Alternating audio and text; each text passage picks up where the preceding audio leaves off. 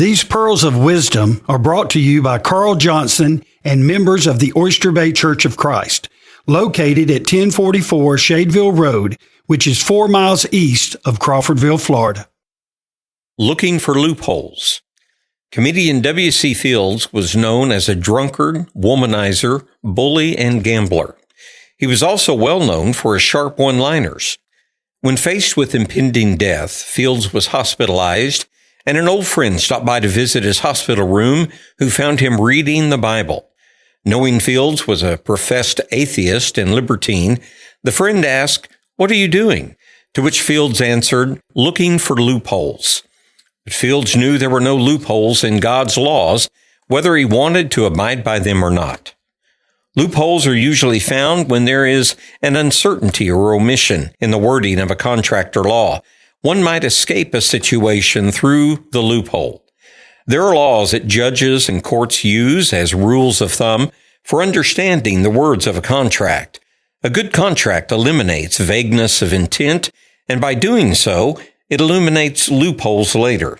One such remedy for clarifying language in contracts is from a Latin phrase, expressio unius est exclusio alterius, which means the mention of one thing excludes the other thing.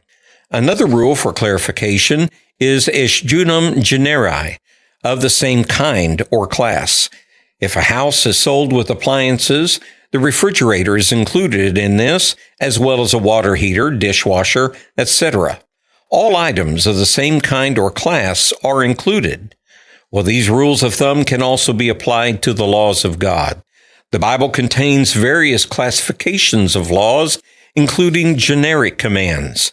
Generic commands bind us with a general obligation, but also provide us options as to how it should be carried out. When Jesus said, "Go you into all the world and preach the gospel to every creature," the imperative go is a generic, allowing evangelistic options. You could go personally by plane, car, foot, etc., or indirectly by literature, radio, or by financially supporting others to go. When God gives a specific commandment, however, we must exclude anything he does not mention. Under the New Covenant, that is the New Testament, the Lord specifies immersion in water for the remission of sins. He doesn't specify sprinkling or pouring, and it's for remission of sins, not for joining a church. He specifies 1 loaf of unleavened bread and a cup of the fruit of the vine. Other arrangements are excluded. He commands us also to sing songs, hymns, and spiritual songs.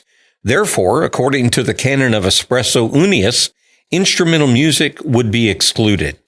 One rabbi confessed to devising ingenious ways to circumvent Old Testament law and Jewish traditions. He further stated, God's law is perfect, but there were things he wanted different. Jesus condemned the Pharisees for that type of flawed logic, according to Matthew 23, verses 1 through 39. What would he say to us today? Are we looking for loopholes, or are we humbly resigned to do his will, because his way is perfect? If you enjoyed today's Pearls of Wisdom and would like to hear more, just go to our website, oysterbaychurchofchrist.org, or visit us in person at 1044 Shadeville Road. Our worship services are at 10 a.m. Sunday morning and 1:30 p.m. Sunday afternoon.